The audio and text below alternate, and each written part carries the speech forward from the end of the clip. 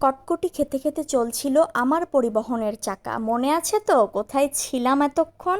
হ্যাঁ, মহাস্থানের মুখরোচক শেষ করে এখন যাচ্ছি ইতিহাসের চিত্রগুলোর সাথে একটু দেখা করতে। আপনাদের সাথে ভয়েস ওভারে আমি সাদা পালক। চলুন ভিডিওটি শুরু করা যাক। ইতিহাসের ঐতিহাসিক রাস্তায় চলছি আমি। যেতে যেতে কথা হবে। আমি এই মুহূর্তে যে রাস্তায় চলছি বা ক্রস করছি এটা মহাস্থানগড়ের ভেতরেরই অংশ। খুব ফাস্ট যেই লোকেশনগুলো চলে যাচ্ছে আমি চেষ্টা করব ফেরার পথে এই লোকেশনগুলোতে দাঁড়িয়ে একটু উপভোগ করার জন্য এবং আপনাদেরকে সাথে নিয়ে একটু ঘুরে বেড়ানোর জন্য। আমার লেফট সাইডে যে টিলা দেখা যাচ্ছে এটাকে ট্যুরিস্ট স্পট হিসাবে ডেকোরেশন করা হয়েছে। শুধু ডেকোরেশন করে রেখে দেওয়া হয়েছে ব্যাপারটা এমনও না, এখানে প্রচুর ট্যুরিস্ট ভিজিট করতে আসে। নট অনলি সারা বাংলাদেশ থেকে, বাংলাদেশের বাহির থেকেও এখানে অনেক ট্যুরিস্ট আসে। ইতিহাস বলে কথা, এটা তো সামান্য কোনো কিছু না, তাই না? এখানে গাছপালা, আকাশ বা মাটি যেটাই বলেন না কেন, এখানকার দেয়ালগুলো পর্যন্ত কথা বলে এবং ছুঁয়ে দেখলে অনেক কিছু অনুভব করা যায়।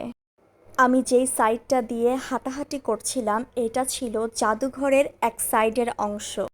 এই মহস্থানগড়ের কিছু স্পেসিফিক অংশ ট্যুরিস্ট সুইটেবল অনুযায়ী অর্গানাইজ করা। আর এই মুহূর্তে যে দরজাটার সামনে আমি দাঁড়িয়ে আছি এখান থেকে একটা ব্রিজ দেখা যায়। ব্রিজটা খুব ছোট্ট হলেও খুব সুন্দর। আরও বেশ কয়েক বছর আগে এই দরজাটা টোটালি ওপেন ছিল, বাট এখন এখানে ঢুকতে গেলে পারমিশন নিয়ে দেন টিকিট কেটে দেন এখানে ঢুকতে হয়। আর আমার সামনে যেই রুমটা দেখা যাচ্ছে এটা হচ্ছে জাদুঘরে ঢোকার জন্য টিকিট কেন্দ্র।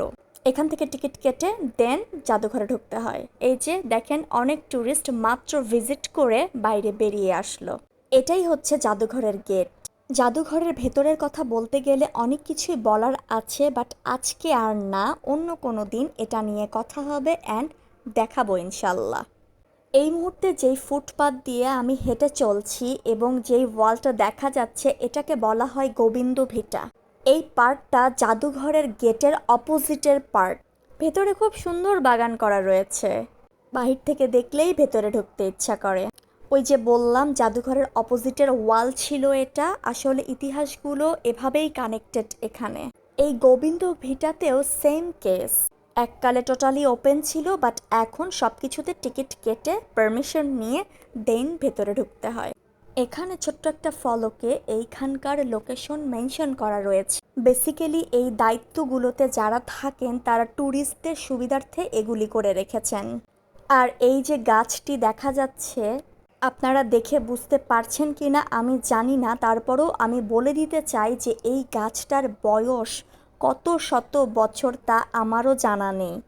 বাট ওখানে যারা লোকাল থাকেন তাদের মুখেই বলতে শুনছিলাম যে এই গাছটার অনেক বয়স, অনেক শত শত বছর বয়স। ও আচ্ছা, বলা হয় নাই, এটা আমার ফ্রেন্ড আমার জন্য অপেক্ষা করছে এখানে। এইখানে যে লেকের মতো দেখা যাচ্ছে এটা কিন্তু কোনো লেক না, এটা আমাদের বগুড়ার করতোয়া নদীর এক অংশ।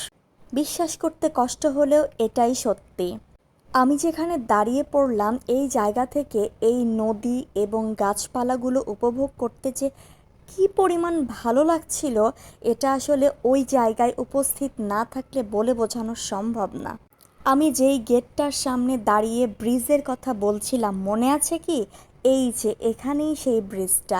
এই ব্রিজ দিয়ে এপার ওপার যাতায়াত করা যায়। নেক্সট কখনো ঢুকতে পারলে আপনাদেরকে আরও কাছ থেকে ক্লিয়ারভাবে দেখাবো ইনশাল্লাহ। নেচার যে কি পরিমাণ অদ্ভুত জিনিস, নেচারের ভেতরে না ঢুকলে এটাকে অনুভব করা অসম্ভব। এবার আমি চললাম কোথায় জানেন? ওই যে যেই লোকেশনগুলো খুব ফাস্ট চলে যাচ্ছিল বলেছিলাম, ঠিক সেখানেই এবার আমি যাব। ভেতরে ঢোকার পর আমার কাছে ফিল হচ্ছিল যে এটা একটা পার্কের মতো করে অর্গানাইজ করা হয়েছে, সো দ্যাট এই জায়গাটাতে যে কোনো ট্যুরিস্ট এসে খুব সুন্দর করে বসে গল্প করতে পারে অ্যান্ড জায়গাটাকে উপভোগ করতে পারে। অনেস্টলি স্পিকিং, পার্সোনালি আমার কাছে এই জায়গাটাকে খুব ভালো লাগছিল বিকজ চারিদিকে গাছপালা, নেচার তো আমার এমনিতেই পছন্দ, আপনারা তো জানেনই। অ্যান্ড সেখানে বসে গল্প করার মতো জায়গাও পর্যন্ত রয়েছে। এক পর্যায়ে এক জায়গায় দাঁড়িয়ে গেলাম পুরো জায়গাটাকে ঘুরে ঘুরে দেখার জন্য। এখানে খুব ভালোভাবে নোটিস করলে আরেকটা জিনিস আমার কাছে ভালো লাগলো, এইখানকার কর্তৃপক্ষ চেষ্টা করেছে যথেষ্ট পরিষ্কার পরিচ্ছন্ন রাখার জন্য, যেহেতু এখানে অনেক ধরনের দেশি বিদেশি ট্যুরিস্ট যাতায়াত করবে, সেই জন্যই জায়গাটাকে যথেষ্ট পরিষ্কার পরিচ্ছন্ন তারা রাখার চেষ্টা করেছে। That's very good. এখান থেকে বেরিয়ে কোথায় গিয়েছিলাম সেটা দেখার জন্য চোখ রাখতে হবে। আল্লাহ হাফেজ।